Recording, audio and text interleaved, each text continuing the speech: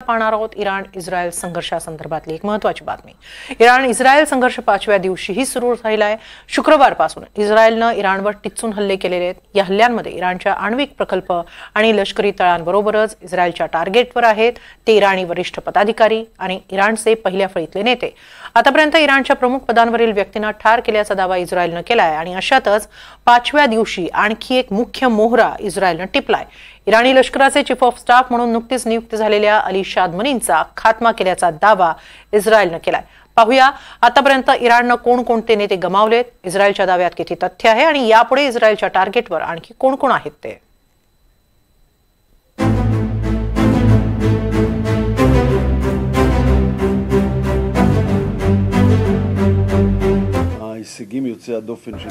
इस्रायलच्या operation rising लायसन्सला आज एक मोठं यश हाती लागलंय।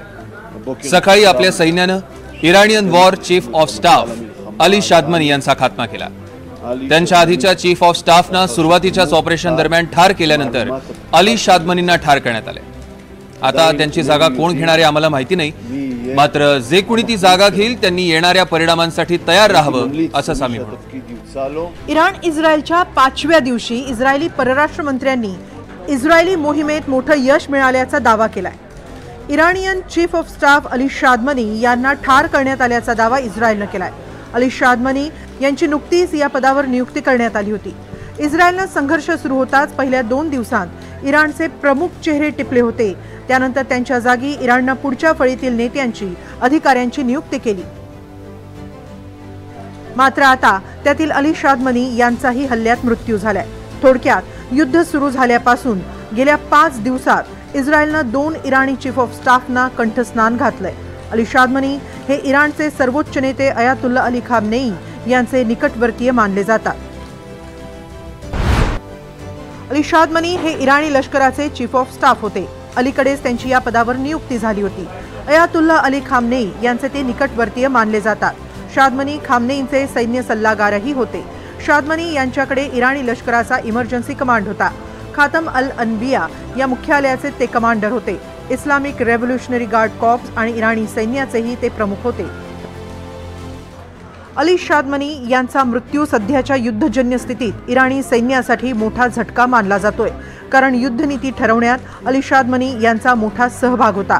इस्रायली सैन्यानं केलेल्या दाव्यानुसार सोमवार मंगळवार दरम्यानच्या रात्री मध्य इराणमध्ये हवाई हल्ले करण्यात आले, त्यात शादमनी यांचा मृत्यू झाला।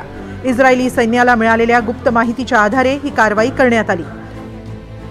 आतापर्यंत सुमारे 13 महत्त्वाच्या इराणी लष्करी पदाधिकाऱ्यांचा इस्रायलनं खात्मा केलाय।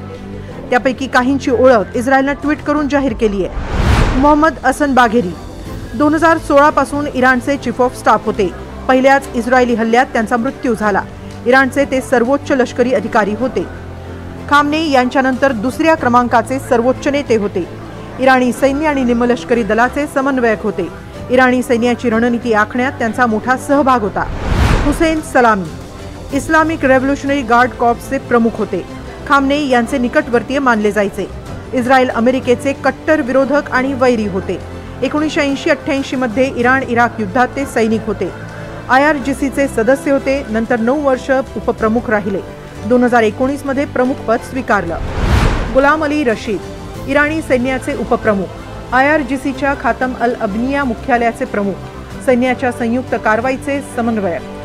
1980-1988 मध्ये इराण इराक युद्धात सैनिक होते। लेबनॉनमधील हिजबुल्ला, येमेनमधील हुतींना त्यांचा मोठा पाठिंबा होता।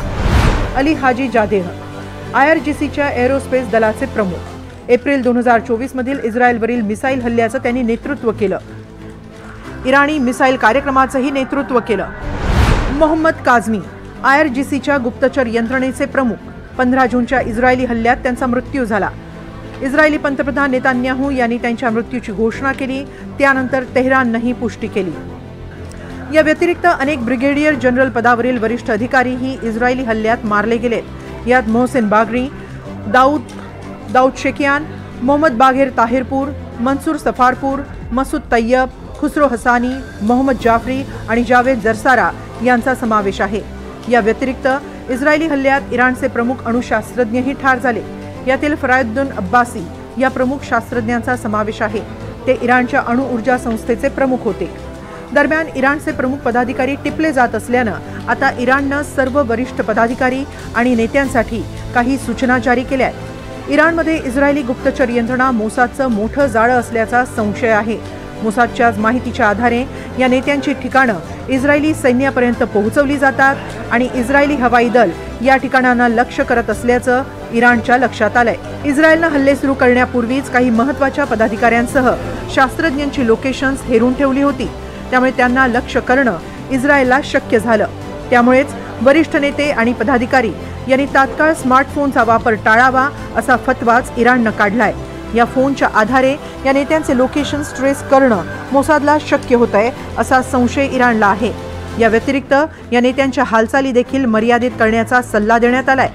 इस्रायल हा इराणपेक्षा कैक पटींनी लहान देश असला तरी तंत्रज्ञान शस्त्र यात इराणपेक्षा खूपच पुढारलेला आहे।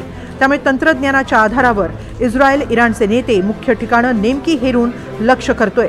याचा मोठा फटका इराणला बसतोय। त्यामुळेच आता संघर्षाच्या पुढच्या काही महत्त्वाच्या दिवसांत इराणला जपून पावलं टाकावी लागतील। Bureau report, NDTV Marathi.